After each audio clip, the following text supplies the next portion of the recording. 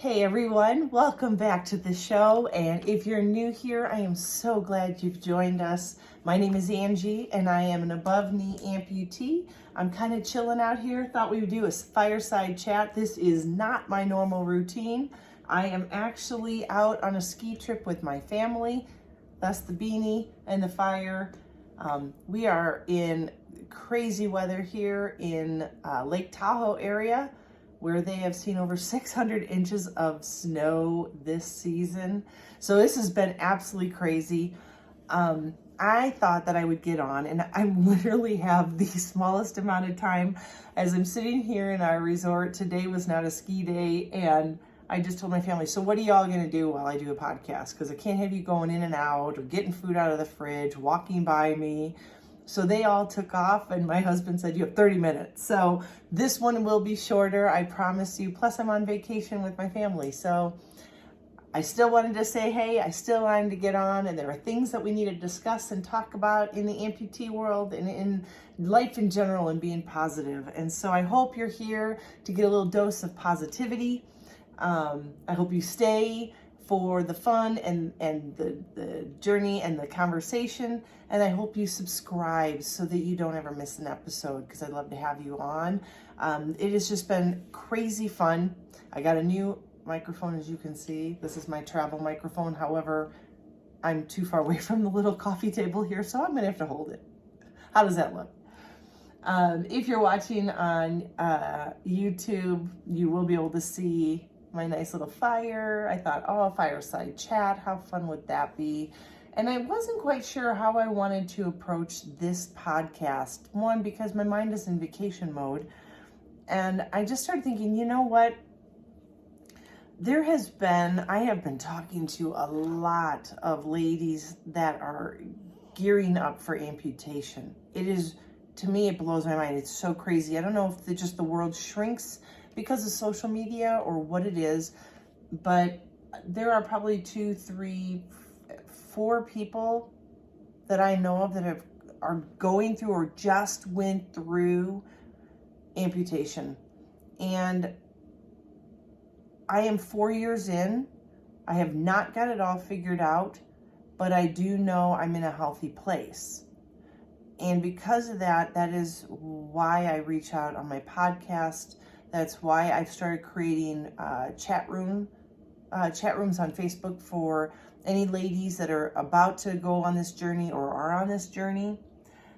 But it's interesting, some of the conversations we have, everyone comes from a different journey, a different trial, right? And I thought, gosh, this is eye-opening for me, because, you know, we see each other in type, text, and photos that we see on social media. And as I've told you in the past, you know, comparison is the thief of joy. And when you look at social media, you see everyone doing all these wonderful things, or having the best prosthetic and the best this, and why not me?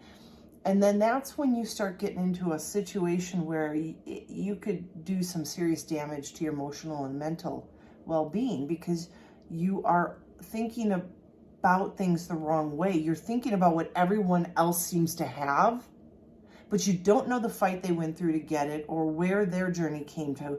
Only thing you can control is yours. And we each will have our stumbles and falls. We will each have our victories. We're each going to have the moments of sheer pain and agony, and there's going to be moments of success. It's just, that's life for everyone, not just amputees, that's for everyone. But when we start looking and comparing ourselves to those on social media and what they are doing and what they can do, and they can do that because they have this, then you start to doom yourself to what causes us to fall into depression and hating other people and being jealous of other people or envious. And that is just not a safe place to be. So I just started thinking, there were people that said they were going to go through amputation, but I know people that have just finished and got their first prosthetic and they want to be active, but they don't know what there is to do. Well, I can tell you there is so much more to do even than I knew about 4 years ago. So it's just a matter of kind of going down the rabbit hole, so to speak, on social media to find groups that do adaptive sports, adaptive activities, that generate groups to talk with. That's why I started doing virtual talks, so that we can get on as ladies and like a Zoom call and see everybody and actually make contact with real people, not just a photo where you make a comment, right? That's so impersonal, and we can do or say whatever in that situation, but we're human. We need that contact. And if we don't have physical contact with people that are local with us, that we can connect with and share a hug or support, a shoulder to cry on, then the next best thing is to have at least have visual of that person, to kind of get to know them, their nuances, their characteristics, and what makes them them, and how they speak, right? I've been told so many times by people, careful reading into emails and texts, because you don't know the tone of the voice. Whether or not they use major exclamation points or not, you don't know how things are to be taken. But when we see and talk to people virtually or in person, then we get to know people better. But I will tell you that if you can find activities that keep you active and moving and distracted from the little things that can be upsetting as an amputee, then you're going to find yourself more successful and happy. So like this week, I'll be skiing. I do not ski with my leg on here. I ski with one leg, my good leg, obviously, and outriggers, which are baby skis on the end of ski poles, really. And I do that for the winter time when we actually go someplace like this, because being near Phoenix, we don't ski.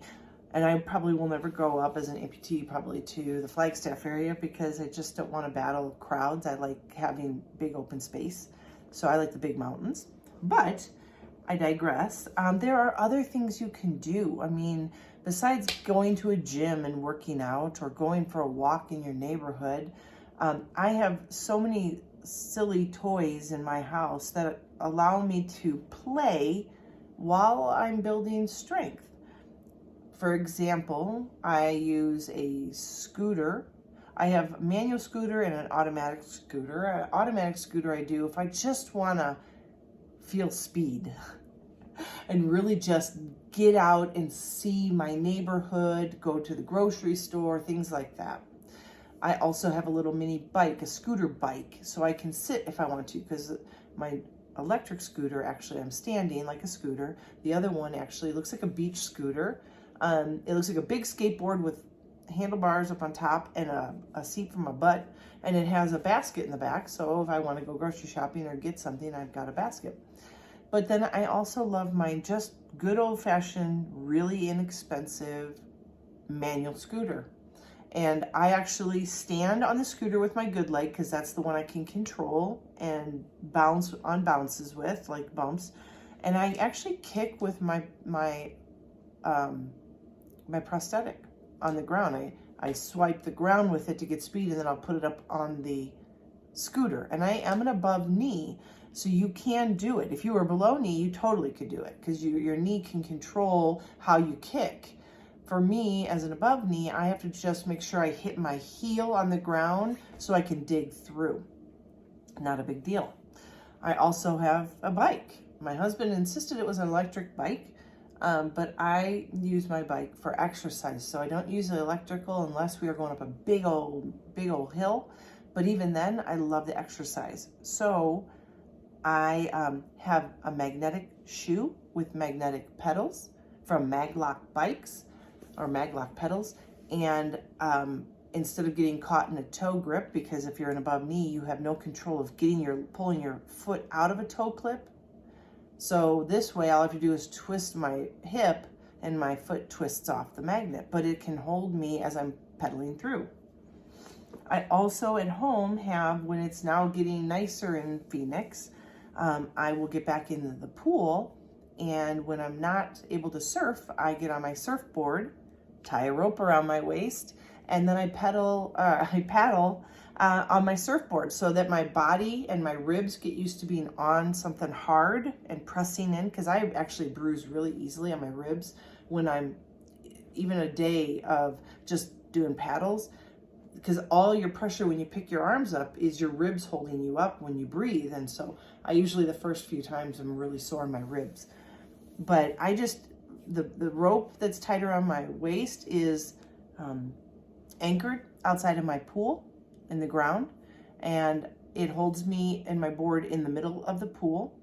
And I just work on strokes because then my shoulders are getting the exercise I need. Plus I'm staying cool when it's 100 and some degrees, and building up the tolerance, kind of like a runner running longer distances. You know, your shoulders, that's a lot of work to paddle out to on the ocean to get to waves. And so that battle needs to be won, and I need to be in shape so that I'm not, my butt's not kicked, that by the time I try to stand on my board, I just am too tired. So I do that when it's hot out. And then in my house, I use a Indo board to work on balance. It's looks like a big surfboard or a big skateboard. And it can be placed on a roller, a hard roller, hard plastic roller, or a kind of like a blow up mushy disc, depending on how hard I want to have to work. The roller obviously makes me work in all directions because I could slide right off. So there's different levels of that, and that works on my core strength and my balance techniques and everything like that. And you know, I just doing things. I mean, when people say, I don't know what I can do, you know what? You can do anything you want. Some of these things I would do before I got my prosthetic just to get myself in shape. But when I finally got my prosthetic, I just tried different things, not knowing where pitfalls would be until I did them. Like getting on a bike is really hard as an above knee. When I unlock my knee to being in bike mode, I can't rely on it. If I stand on it, it could just collapse on me because it's like an open hinge. So I had to learn how to do everything off of getting up on my bike with my good leg and not relying on that. So I can never fall to the left. If I'm leaning off my bike, I always have to fall to the right, but I'm like lefty. So that's a tough one for me to change. But yeah, I mean, after talking to all these people, I just realized that there's so many things that they're so worried about. Now that they've become an amputee or are about to, they want to know what they can do. And I will tell you, I looked in the mirror today and I was brushing my teeth and I was just thinking to myself, you don't look handicapped. There's nothing about you that's handicapped. So it's a mindset. Yes, there are days when it's painful, but it doesn't define me. And I think that's the key. Like when we define ourselves as disabled, we've labeled ourselves, we've allowed other people to label what we can and cannot do. Because when people think disabled, they think something negative or lacking. And there is nothing lacking in my life. There is nothing that I sit back and ponder, gosh, I wished I could do this. Everything that I want to do in my life, I do. Maybe I have to adapt a little bit, but all in all, I'm doing everything I want to do. Of course, when I ski, I don't ski with my leg on. That would be a horrible feeling. I would not want that. So I just don't ski with my leg on. And I've adapted, but I'm still standing, and that makes me feel really good because that's how I remember skiing when I had two legs. So, you know, it's all about the way you I don't know, word it, I guess, or imagine yourself. I do not see myself as disabled. And when my leg is feeling good and I'm fitting right, the sky's the limit. And yeah, there are bad days. I mean, you guys heard about it last week. I had a really, really bad weekend. Wasn't getting any sleep, couldn't lay down, couldn't sit up. I had horrible back pain, and it was creating massive phantom pains that just radiated 24/7 for like 4 days straight. And it was unbearable. And all I kept thinking to myself is, I know that this is going to pass. This is not normal. And every time this has ever happened to me, which was only 3 other times, it's gone in 3, 4, 5 days.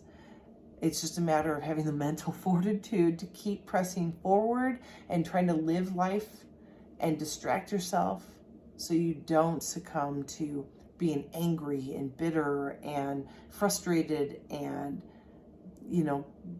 finding yourself curled up in a ball crying all day for days on end.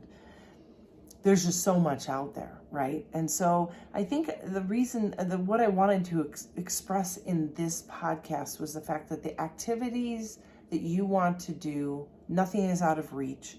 Everything is adaptable. And the more you can do either like you used to do before your amputation, or even above and beyond, trying something new that you've never done before. For me, that was surfing. Like never had it, never knew how to do it, never wanted to, but decided, well, why not try, And the best part about trying something new is that there is no habits that I had going on with me on surfing that would limit my imagination on how to surf. I didn't know how to. I'd never done it before, didn't know what it was going to feel like. So you try it as an amputee, that's all I know now. And I was able to get up. So, only your mind limits you. Only your drive limits you. Only your mental fortitude limits you. And when you can push past it and realize that you can do whatever you want, no one can tell you no, but you can. You're the only one that limits you. You're the only one that can say, I can't. And I've told my kids this all the time. I don't like the word can't. I can't right now. I'm learning. Maybe that's what it is. But the word can't, I'm not able to now. If you're just new amputee or you're struggling to heal to get your prosthetic on, right now you shouldn't be doing those things. You need to take things in stride for where you're at. But once you are up and moving, that's when you start pushing yourself. And I would liken it to training for a marathon. No matter what it is you're trying to accomplish, you don't just learn to walk and run a marathon, right? It takes time, it takes training, it takes strength building, and it takes building your mental fortitude to get from point A to point B. So challenge yourself, push yourself, but understand that there are so many things. There's nothing out there you can't do. Okay, nothing. When I say there are things out there for an amputee to do, you can do anything. If you want to run again, you can run again. You may have roadblocks. Pain might be a roadblock at certain days or weeks, and allow that. Allow yourself to pull back. Even if you're like, but I'm on a roll and I've been running every day for the last 3 weeks and now I'm in so much pain, then your body's telling you to stop for a couple days and recover before you do something stupid to your body. Like, you have to learn to listen to your body. And if you want to do things like that, it just takes building up time and commitment. But you also need to know your very own setbacks and what will set you back. For those of you that have a higher chance of infection rates, if you start to wear a spot on your residual limb because of your way your liner is rubbing and it's summertime and you're sweating, you don't want to play with that. You don't want to mess around with that. You want to take your leg, clean it up, clean out the liner, and let the wound breathe and take care of the wound. Put on Neosporin or put on Aquaphor or whatever it is that you need to heal. And if it looks so bad, then you need to talk to your doctor. If it's just a little tiny wound and you've never had an infection before, it's probably not a big deal. I've had several little rashes and wound marks that I just Aquaphor at night, and the next day leg goes back on. Some days it takes a couple days for that pinkness and the rawness to go away, but I've never had an infection, knock on wood. And I would never ever tell you that that's what you should do, especially if you have struggled with infections. Some of the people I've talked to recently, their amputation is the result of infection within the bone or whatever because of other surgeries or injury. And the only thing they have left is amputation. That's the only choice. Well, if that's the case, you do not want to mess with pushing yourself through a wound or a rash. You may want to just keep an eye on that. And like I said, I'm no doctor, but you know your body better than anyone. But what I can tell you is never ever give up on your dreams. Know that you can do anything. You are not disabled. And the fact that there is so much more help and support out there for amputees and people struggling with medical issues, that you can become and do whatever you want. Reinvent yourself if you want. You know, find yourself reinvigorating your life and your joys that you find in life, and maybe even try something new, because you'd be very surprised what you will now be able to do, especially like for me, having 5 years of being able to do nothing because of my injury. Once I got rid of that pain, yeah, I had other pains, but it wasn't the pain where I couldn't bend my leg. And then I all of a sudden realized the sky's the limit. Nothing stops me but me. I will be the only thing that gets in my own way. So if you are struggling to figure out how you fit in now as an amputee, or what you can possibly do to find joy or happiness in your life because you're so upset about the life you've been dealt, just know that there is a plan for you and there's a reason why you went through that. And it is time for you to find joy, because that's what you are here for. If you, like I always tell my dad, you're still on earth because there's a plan for you and a purpose. Figure out what your purpose is. Maybe it is supporting somebody else, and maybe it's just trying to find a way to forge ahead, because you never know who might be watching you. I have 2 boys that have watched me go through so much, and I hope upon hope that the one thing they get out of this is that anything can be accomplished with the right attitude and the goal setting and being organized. That nothing can hold them back, no matter what happens in their life and no matter what cards are dealt in their life that's to come. Anything is possible. You know, I would never have guessed at 17, 18, playing softball, being in college, living life, skiing with my husband, that at 50 I was going to become an amputee, or 48 and become an amputee. I never would have, in my wildest dreams, thought that. And back then, that probably would have been more detrimental,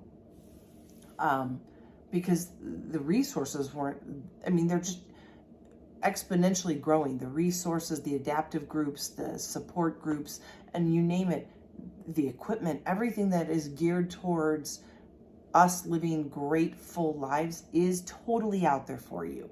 You just need to research and talk to people and ask questions and move forward, because you know you.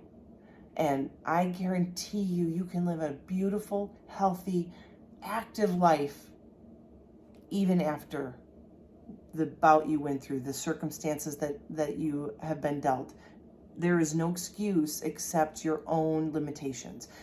And you know your own physical limitations, but is it physical limitations that are holding you back, or mental limitations?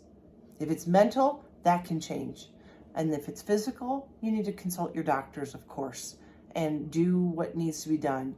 But I'm going to tell you, you know your body, you know the journey you have been on thus far, and you know what you can accomplish. And with the right attitude, I'm guaranteeing you can soar in life. So I'm going to get off because I have no idea when my family's going to come walking back in that door. But I did want to say hey from Tahoe, and I hope you enjoyed this episode. Check me out on Instagram or Facebook at BAWarrior360. And ladies, if you're listening and you want to join in, if you're an amputee or going to become an amputee or questioning that actual life choice, I have a couple Facebook chat rooms set up for next week on Wednesday evening and Friday afternoon. So join in there, check that out. And I really hope to see you in one of those chat rooms, because it would be just great to meet you. Otherwise, please, please click and share this. Subscribe to my podcast, subscribe to my YouTube channel. Could totally use the love and the support. I'm just trying to get good messages, good vibes out there, and just, trying to make the world a better place, because I feel very blessed that I was given this path to take, and I need to pay it forward, and I'm paying it forward to you, trying to spread good vibes in the world. So you know the drill. If you've been here before, I hope you have an amazing rest of your week. Be safe out there. And as always, be healthy, be happy, be you.